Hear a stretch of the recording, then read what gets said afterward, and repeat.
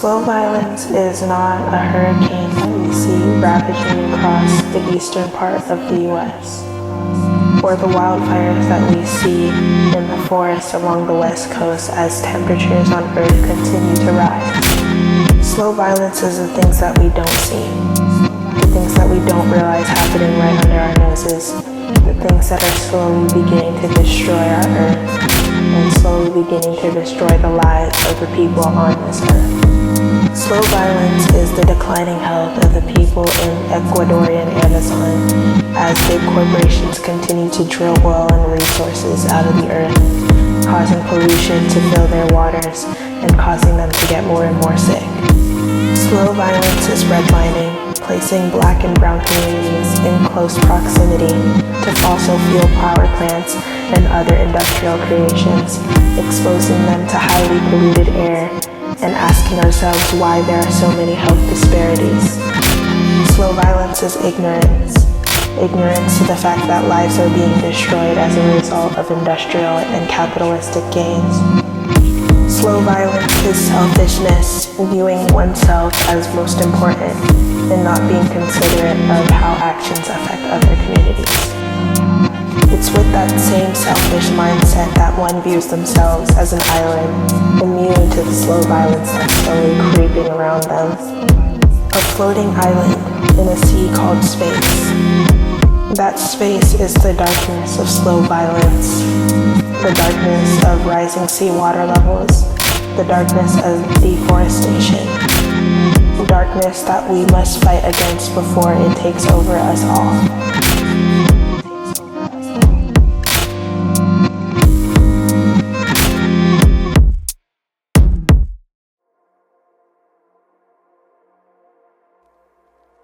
My piece of art is a pair of images, the after image and the origins of RGB.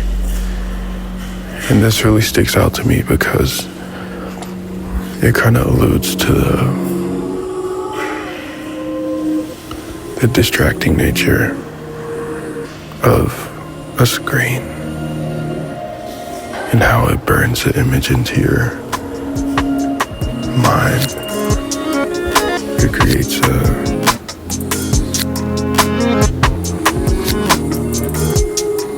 an escape, a distraction from reality, whatever is actually going on around you. The screens tend to blind you from your surroundings. The only thing you can comprehend is the screen itself. In some ways that can be a good thing, and in some ways that could be bad. But the point is that it's mesmerizing and captivating.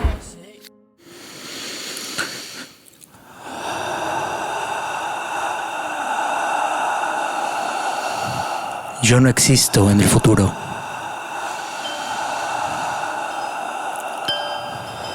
Yo existo aquí, ahora. Mi presencia, así como la tuya, es un ejemplo de creación, transmisión, representación. Tú existes aquí tanto como nosotros existimos ahí.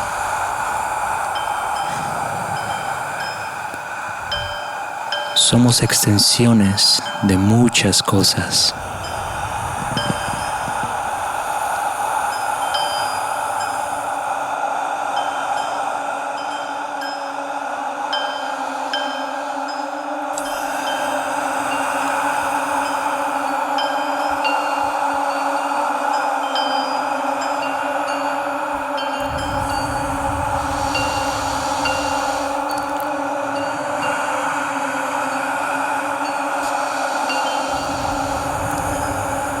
Así es como vivimos. Un breve instante a tu lado, junto a ti, dador de la vida.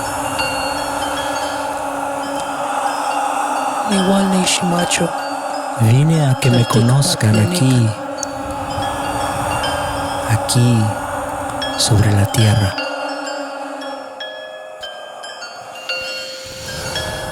Nadie habrá de quedarse.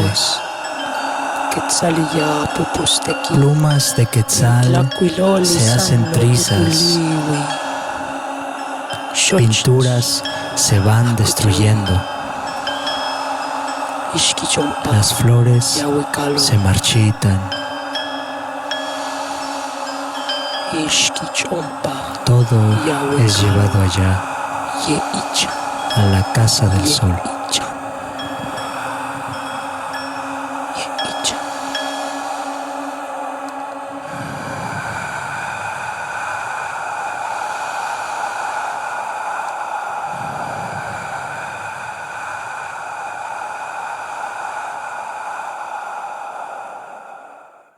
The image that I chose was of an older black woman performing Salah, which is Muslim prayer. She's facing the water regenerator and has a green hijab covering her head. Her shoes are off and she's standing on a pink mat. I found this image interesting because it reminded me of my ancestors and my family. I was raised in the church. They always taught us to pray and thank God through the good and bad. So this picture just brought that sense of family familiarity. Even though we don't have to go through the water crisis like they did in Flint, this reminded me of other environmental injustice issues that I faced back in the Bay. Our air pollution is terrible. I remember a couple of years back when the Chevron plant exploded. Although I wasn't in immediate proximity, I know people who were. Some of them were able to just continue with their lives. Some of them had developed breathing issues like asthma and bronchitis. Some of them even sued Chevron because of how close and impactful the explosion was for them. I imagine that in the picture, the woman is not only praying for the well-being of the current generation, but for future generations as well, along with the abundance of water and just the protection and health, honestly.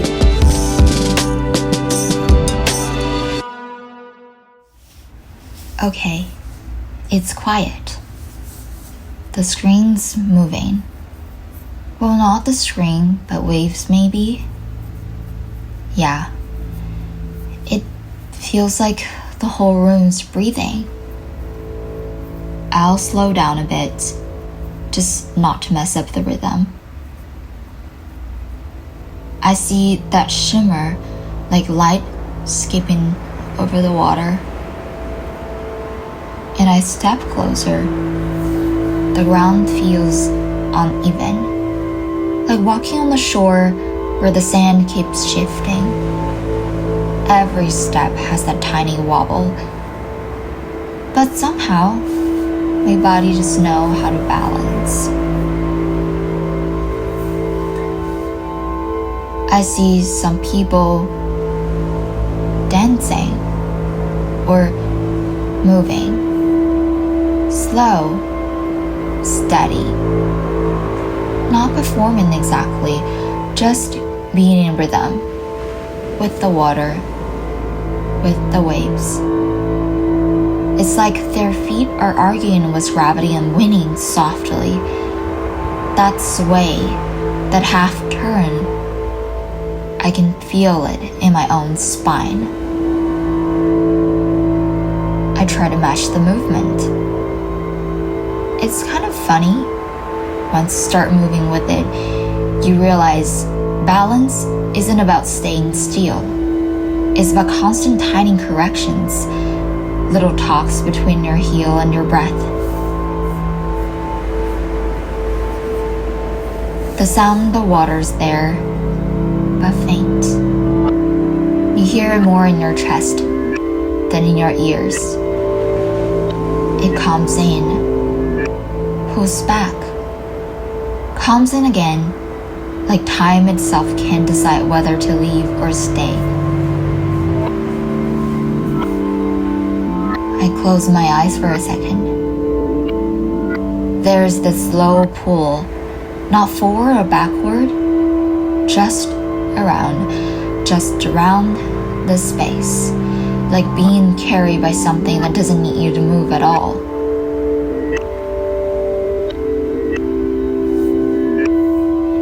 Here, everything's turning.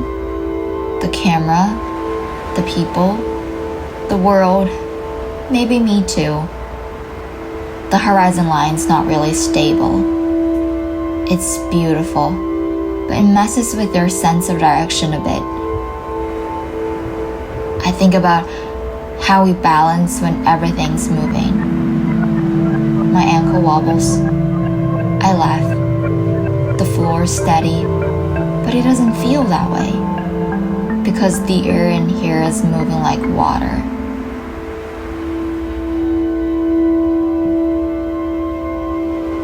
It's all blur now. People, sand, sky, water. Everything kind of blending together. That low rumble of tide underneath it all. My steps slow down. It feels heavier to move. Like walking through thick air or memory.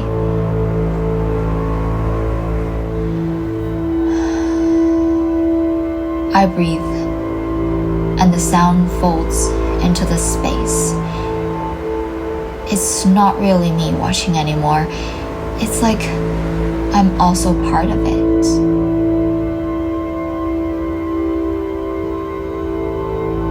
The sound starts fading. I turn again, much slower this time. The floor feels solid again, but softer somehow. I take one more step. It sounds different now, like it's landing on wet sand. The whole room feels like it's waiting, like the tide's about to come back in. I let out a breath. Everything exhales with me. And that's it.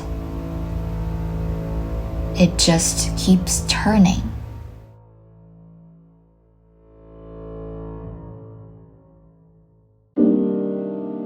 Free water is a saving grace, a necessity. No water in the southern heat is murder, it's callous, it's rude, but there is something about black stairs, black care, black culture.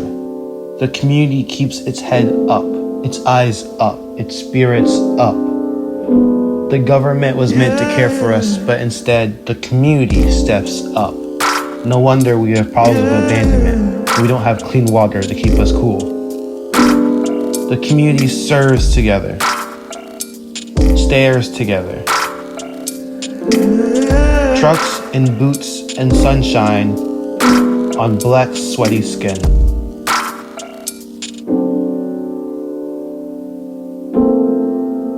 We give each other fresh water. We gave each other fresh air, fresh hope. No one smiles. Everyone stares, but we stare together.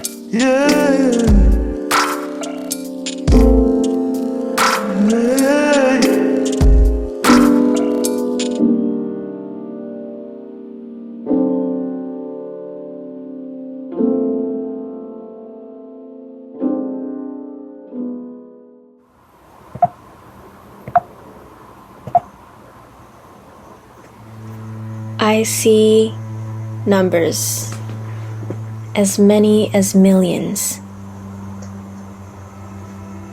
And the world is the target. And the arrows make the mark. Dead and center. And every circle counts for numbers. These numbers, as many as is uncountable. but we do nevertheless. I also see blooms of rainbow, scattered, clustered, concentrated.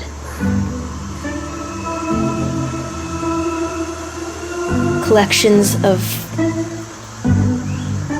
rainbows in full revolution. But rainbows come with them an excess of water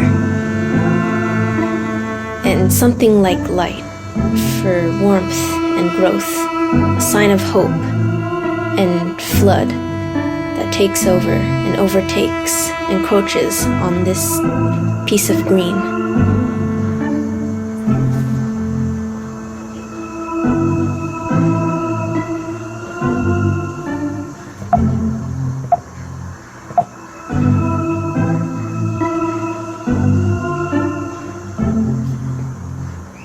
There's many of us. I see numbers, a number, another number, and even one is a part of the numbers to count.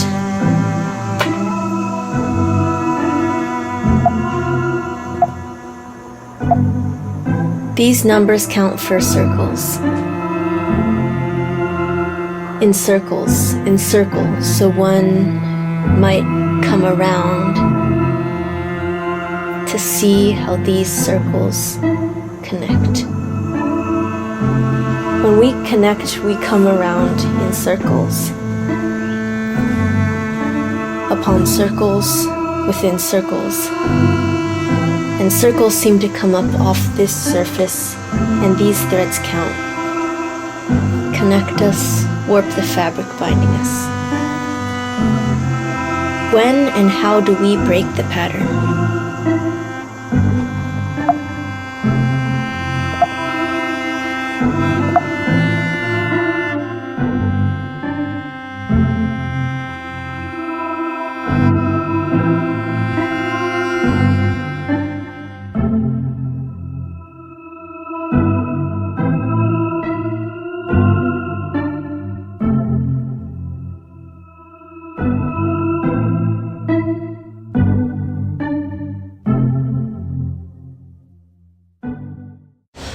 Roxy's pain chart. Looking at this piece, it's very distinguished. You see the colors on the mushrooms, the unique shapes, yet all placed on this Turkish rug. It brings a sort of elegant look to it, yet subtle. It's unique to see that there's no grass, there's no soil, yet the mushrooms, the fungi still continue to grow. To me, it kind of embodies the grit of things that are necessary for this earth to continue to move, to continue to grow, to continue to flourish. Not always being in the best foundations, in the best communities, in the best spaces, yet still grow and flourish. It may not look the most appealing, but fungi plays a big role in balancing our Earth's ecosystems.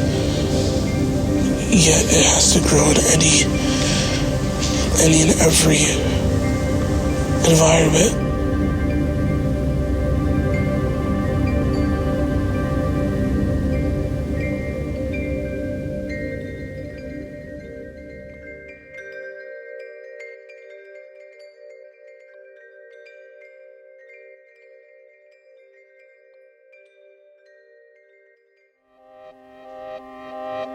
Every time I see this one, I pause. Because this man really looks nothing like my father. But when I see this one and I look in his eyes, I I see love, and I see my father. And wasn't it James Baldwin who said something like,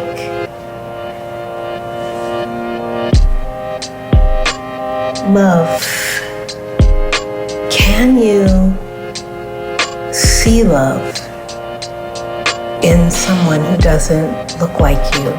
Out of that, I think I see the nature of love, the ability to dare to challenge despair and to dare to love. So I've been wondering, in this time of this national zeitgeist of anti-love, or people that look different, in this time, is it possible to think about anti-love as environmental injustice?